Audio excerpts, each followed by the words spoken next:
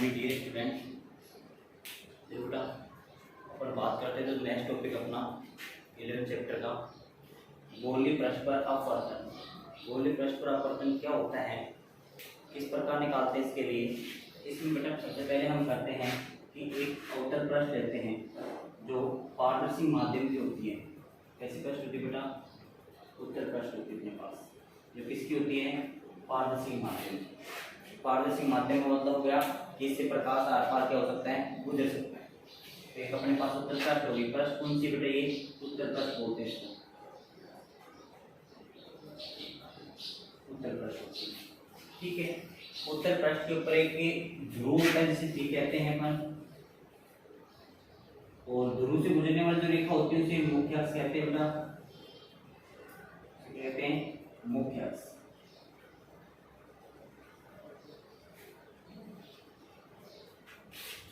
ध्रुव से गुजरने वाली जो अक्ष होती है वो क्या कहलाती है? मुख्य अक्ष कहलाती है। पृष्ठ कैसे? ये उत्तल पृष्ठ है। उत्तल पृष्ठ मतलब एक कांच की पृष्ठ है जो पारदर्शी माध्यम की बनी हुई है। इससे प्रकाश क्या निकल सकता है? आर पार निकल सकता है। प्रकाश जो किरणें होती हैं वो आर पार से गुजर सकती है। इसमें दो माध्यम होते हैं बेटा, एक बाहर का माध्यम होता है जिसे वायु का माध्यम कहते हैं, म्यू से व्यक्त करते हैं। किससे व्यक्त करते हैं? उसे म्यू से व्यक्त करते हैं। और एक अंदर का जो माध्यम होता है वो होता है अपने पास म्यू2 होता है, जिसे सघन माध्यम भी कह सकते हैं, क्योंकि कांच का जो माध्यम होता है वो कैसे होता है? सघन माध्यम होता है।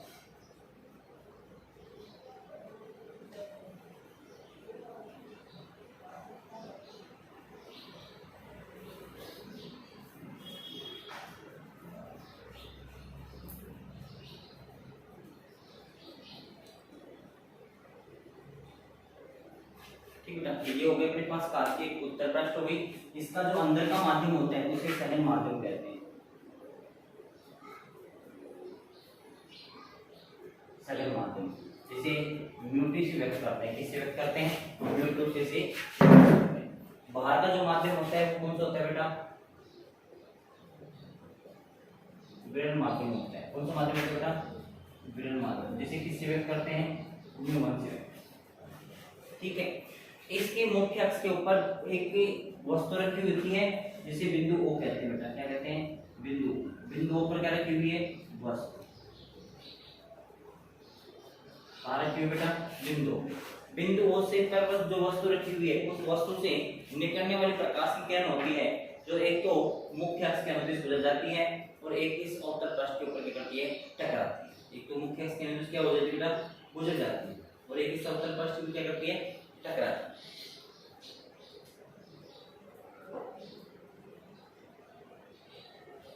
तो इसमें से एक प्रकाश किरण जो होगी वो मुख्य अक्ष के अनुदिश गुजर जाती है बेटा।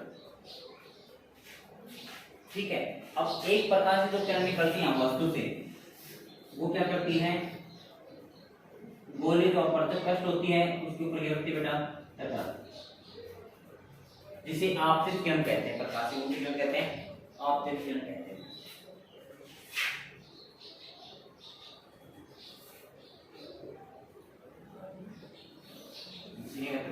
आपतित किरण, आपतित किरण के द्वारा जो बनाया गया कोण है उसे एल्फा कहते हैं। उसे ये बेटा एल्फा कहते हैं।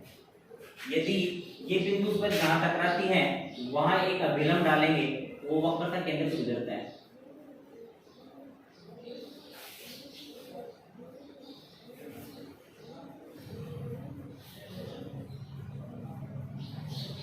जिसे वक्रता केंद्र C कहते हैं और बोलते क्या है बेटे? इसे अभिलंब।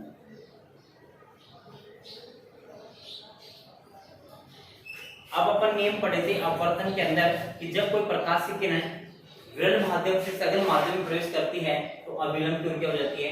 झुक जाती है। और एक पढ़ा था इसमें नियम बेटा कि जब कोई प्रकाश की किरण सघन माध्यम से विरल माध्यम में प्रवेश करती है तो अभिलंब की क्या हो जाती है? वो दूर हट जाती है। अब फिलहाल यहाँ अपने पास क्या हो रहा है कि कोई प्रकाश की किरण जो विरल माध्यम से किस में आ रही है? सघन माध्यम में आ रही है। किस में आ रही है? सघन माध्यम। किससे? विरल माध्यम से। सघन माध्यम में आएगी तो अभिलंब की क्या हो जाएगी? वो झुक जाएगी। तो ये जो प्रकाश की किरण होगी टकराने के पश्चात अभिलंब की ओर निकल जाती है, इसे ये अपवर्तन किरण कहते हैं। जहां दोनों अपवर्तन किरण टकराती हैं वह वस्तु क्या प्राप्त होता है बेटा, प्रतिबिंब प्राप्त होता है। वस्तु क्या प्राप्त होता है, प्रतिबिंब, वस्तु का प्रतिबिंब प्राप्त होता है। जहां दोनों किरणें आपस में अपवर्तन किरणें आपस में टकराती हैं वह वस्तु क्या प्राप्त होता है, प्रतिबिंब प्राप्त होता है।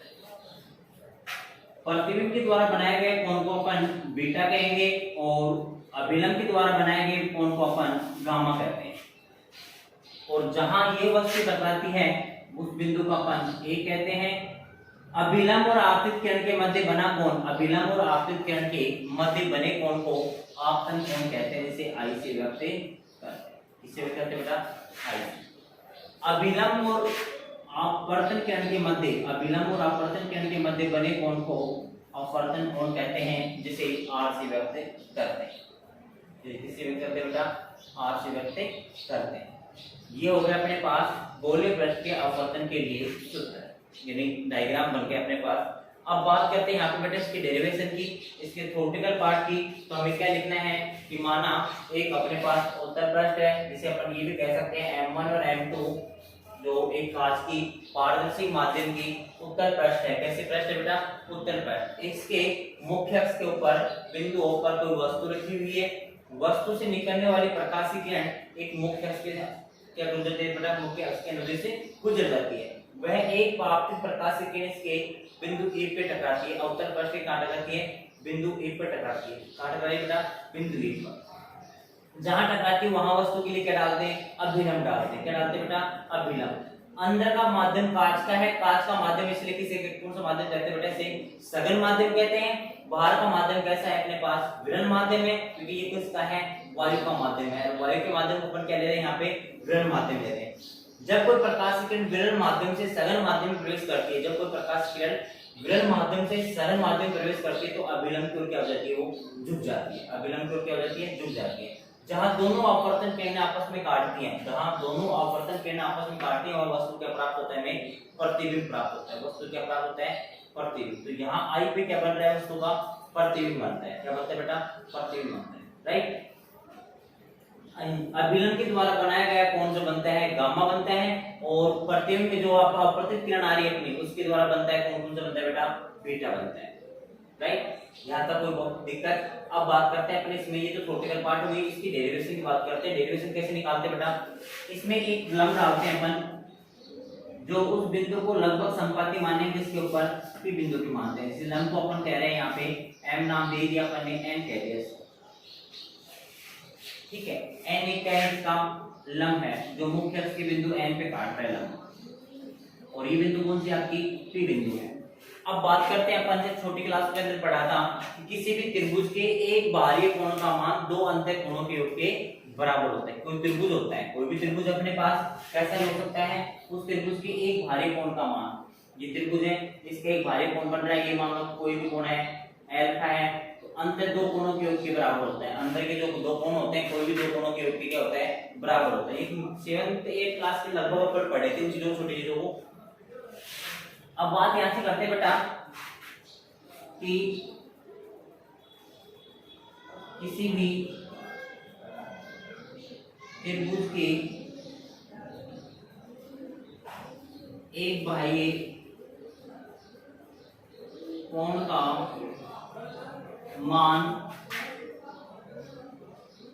दो अंतः कोणों के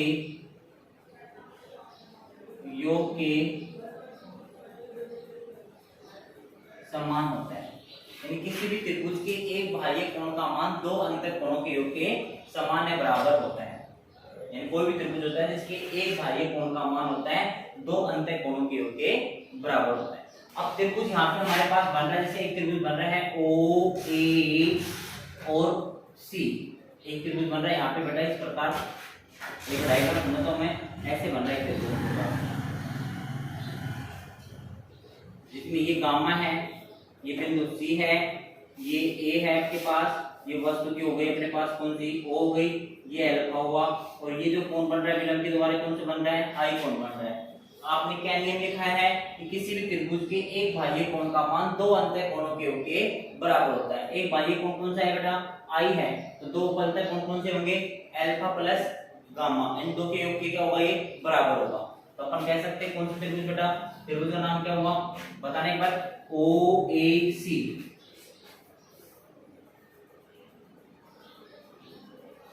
त्रिभुज ओ ए सी से बोलो बेटा, कोण I is equal to alpha plus gamma, I का मान होगा अल्फा प्लस गामा।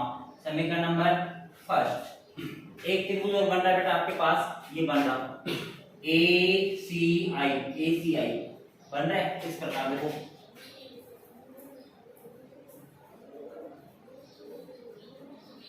बीटा अलग बता रहा हूं ऊपर सारा हर चीज का, आर और ये क्या है बेटा आपके पास गामा। एक बाह्य कोण है, दो कितने हैं अंतर कोण। इस त्रिभुज देखो ए सी आई, दो अंतर कोण है और ये क्या है इसका बेटा बाह्य कोण। तो इसे भी लिख सकते हैं। तो कौन सा त्रिभुज होगा दूसरा बेटा,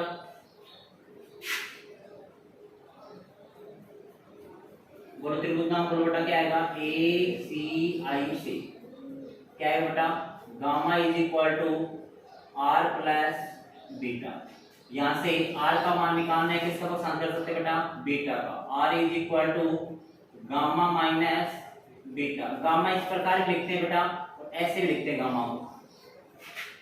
समीकरण नंबर कौन सा है बेटा आपके पास, 2।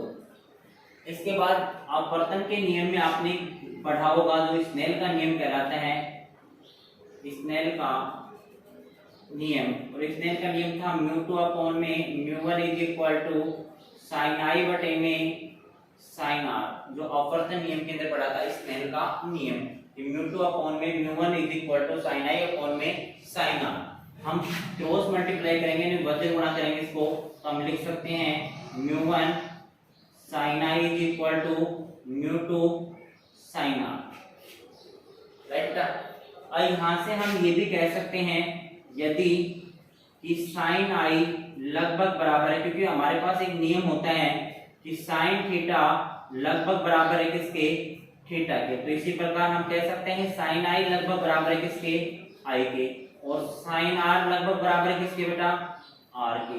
तो साइन आई और साइन आर के दोनों जगह मान रख सकते हैं, दोनों जगह मान रखेंगे, हमारे पास बनेगा म्यू1 आई इज इक्वल टू म्यू2 आर। समीकरण नंबर 3। समीकरण 1 में आई का मान है, समीकरण 2 में आर का मान है। तो आप कह सकते हो बेटा क्या, इक्वेशन 1 2 एंड 3 से, यानी पहली और दूसरी और तीसरी से मान रख सकते हैं। मान रखो क्या बनेगा बता बेटा, म्यू तो ऐसे कैसे, म्यू1 तो ऐसे कैसे, आई का मान क्या है आपके पास, अल्फा प्लस गामा, यानी आई का मान आपके पास है क्या है, अल्फा प्लस गामा, बराबर म्यू2 इज इक्वल टू बेटा आर का मान क्या है आपके पास, आर का मान gamma minus beta. Gamma minus क्या है, बीटा। ये समीकरण कौन से के पास बेटा, 4। अब आपके पास सिर्फ मान निकालना है अल्फा बीटा और गामा का मान हमें ज्ञात करना है। यानी सिर्फ किस चीज का मान ज्ञात करना है, अल्फा का मान ज्ञात करना है, बीटा का मान ज्ञात करना है और किसका करना है बेटा, गामा का मान ज्ञात करना है। अब इसके लिए इस डायग्राम के अंदर 3 समकोण त्रिभुज बनते हैं।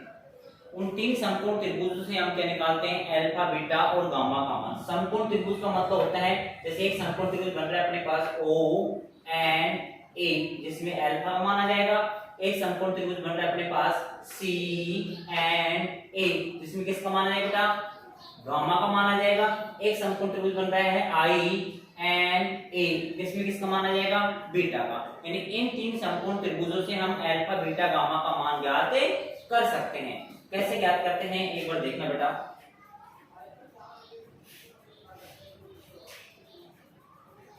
देखो बेटा, सबसे पहले समकोण त्रिभुज की बात करते हैं।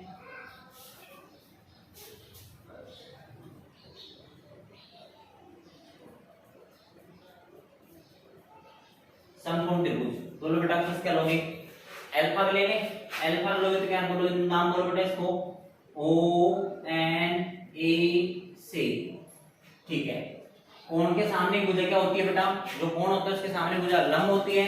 समकोण सामने भुजा क्या होती है बेटा, कर्ण होती है। बची हुई क्या होती है, आधार होती है, पाइथागोरस प्रमेय से होती नहीं होती है। यहाँ पे हमारे पास समकोण सामने भुजा क्या होगी, लंब होगी। समकोण सॉरी, कोण के सामने भुजा लंब होगी, समकोण सामने भुजा क्या होगी, कर्ण होगी। बची हुई क्या होगी आपके पास, आधार होगी।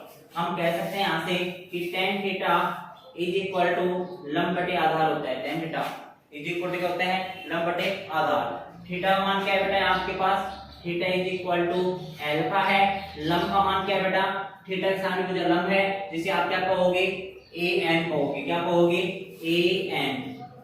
परंतु आप ये कह सकते हो कि बिंदु n है जो किस पे संपाती है बेटा, p पे, यानी लगभग किस पे माना जाता है, इसको p पे माना जाता है। संपाती का मतलब हो गया बिंदु के ऊपर बिंदु, तो उसको n भी लिख सकते हैं, अपन क्या लिख सकते हैं, p भी लिख सकते हैं। तो हम यहाँ लिख सकते हैं यहाँ पे कि बिंदु n बिंदु p पर संपाती है। बिंदु n है जो किस पे संपाती है बेटा, बिंदु p पर संपाती है। तो आप इसको लंब इज इक्वल टू क्या लिख सकते हो, लंब को जो लिख सकते हो आप, लंब इज इक्वल टू an लिख रहे हो, इसे आप क्या लिख सकते हो, ap भी लिख सकते हो। क्या लिख सकते हो बेटा, ap या pa भी लिख सकते हो, pa, राइट। तो क्या है, बिंदु क्या लिख सकते हैं, pa।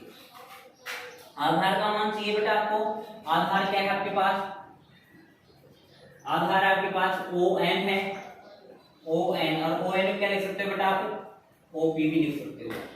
n बिंदु क्या p पे बन गई तो OP भी लिख सकते हैं। दोनों मान रखने पड़े, क्या बनेगा अपने पास,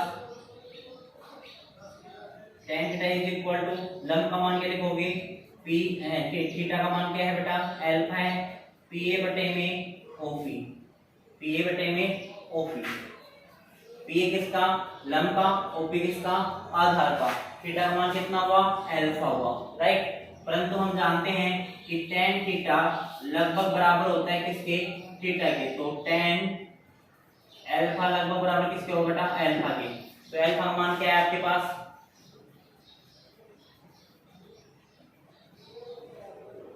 अल्फा मान क्या है बेटा, अल्फा इज इक्वल टू आ गया आपके पास pa माइनस OP।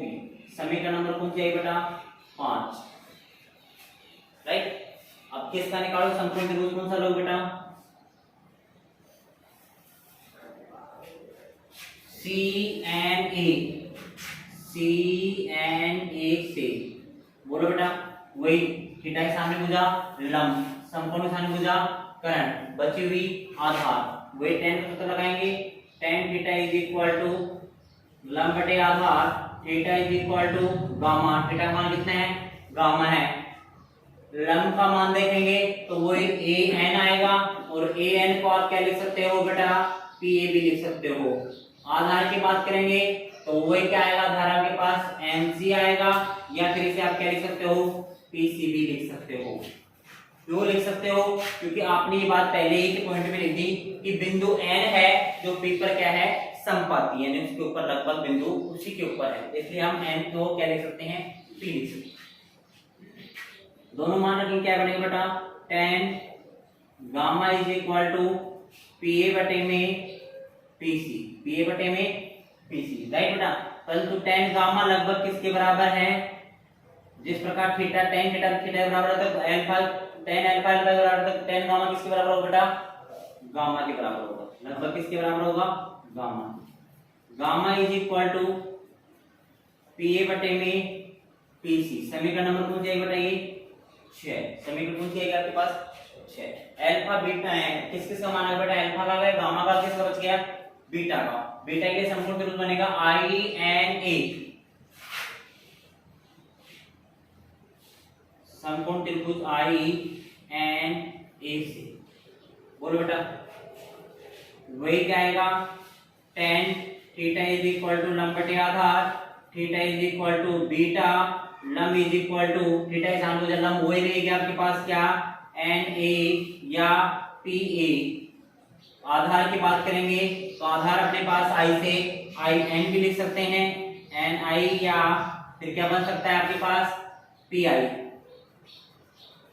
मान रखेंगे क्या बनेगा बेटा, बताओ बेटा क्या बनेगा, tan beta is equal to लंब का मान pa बटे में आधार का मान pi, वही tan बीटा लगभग बराबर है किसके बेटा, बीटा के। Beta is equal to pa बटे में pi। समीकरण नंबर 7। अब सुनो बेटा, समीकरण 5 का अल्फा का मान है, समीकरण 6 में गामा का मान है, साथ में किसका है बीटा का। समीकरण 4 में रख सकते हैं कि नहीं रख सकते, रख सकते हैं नहीं रख सकते। यहाँ तक बात समझ में आएगी ये बेटा। ये हो गया अपने अल्फा और beta gamma, alpha beta gamma का मान ज्ञात करते हैं। अब अल्फा बीटा गामा का मान कहाँ रख देंगे अपन, समीकरण नंबर 4 में। क्योंकि समीकरण नंबर 4 क्या है, में अल्फा प्लस गामा और क्या है गामा माइनस बीटा। अब आप यहाँ से क्या कहोगे बेटा कि समीकरण 4 और गुण किससे बेटा 5 6 7 से। तो आप क्या कहोगे इक्वेशन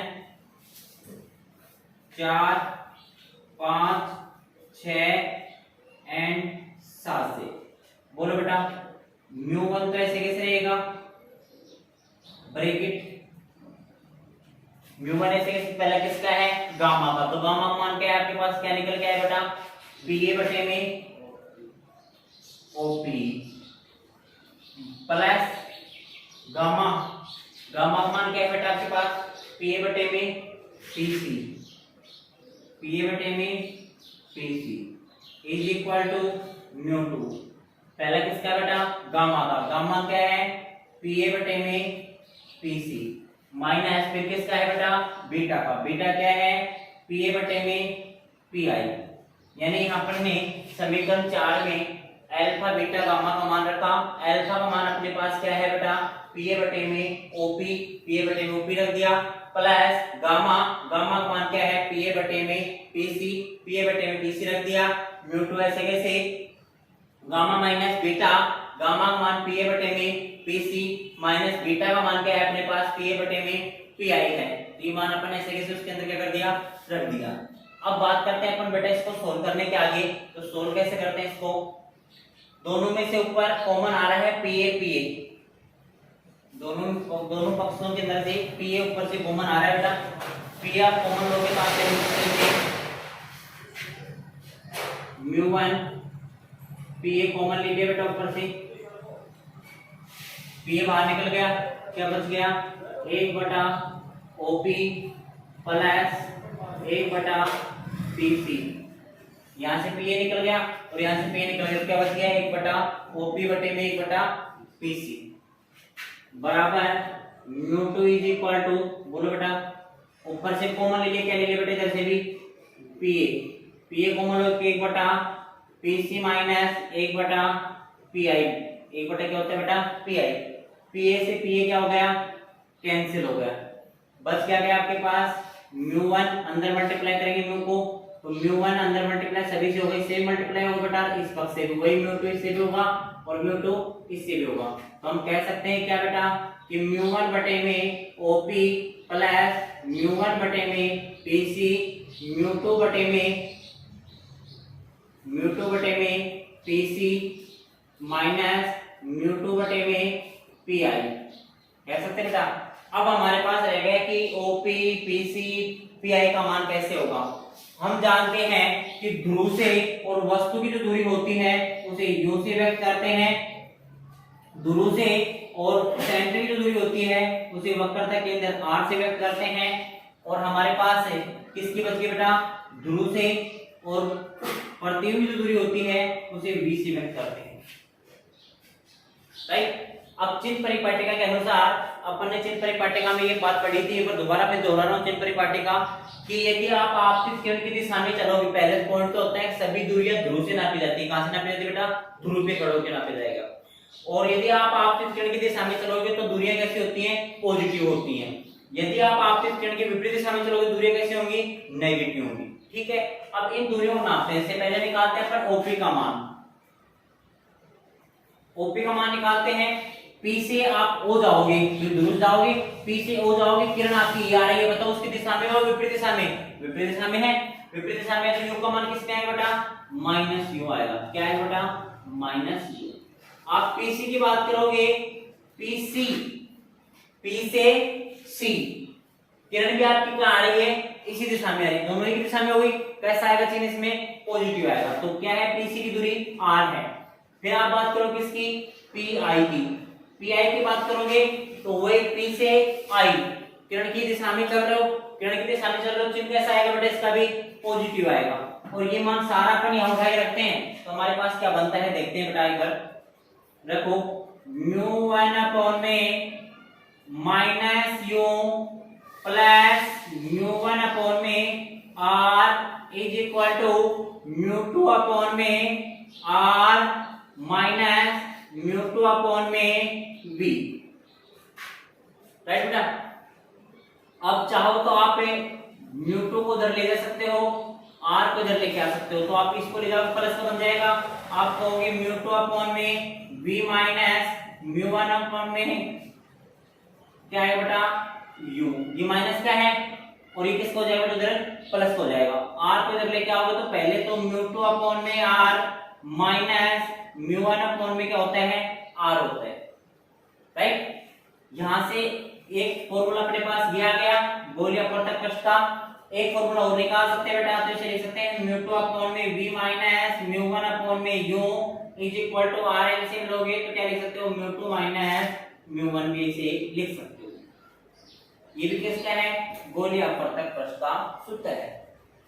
और यदि आप तीसरे केस में ये डाल सकते हो कि यदि μ1 का मान कितना है a, क्योंकि ये वायु होगा एयर होगा तो किसका मान लेंगे बेटा 1 होता है। वायु का अपवर्तनांक कितना होता है 1। तो हम ये भी लिख सकते हैं एक लिख के इसको कि μ2 में v माइनस 1 में u is equal to μ2 minus 1 में rb से लिख सकते हैं। ये सारे किसके फॉर्मूले हैं गोलीय अपवर्तक प्रश्न के सूत्र हैं। तो यहाँ तक आपको सभी को समझ में आया होगा। बाकी इसके बाद जो नेक्स्ट टॉपिक है उसकी बात करते हैं अपन कल के वीडियो।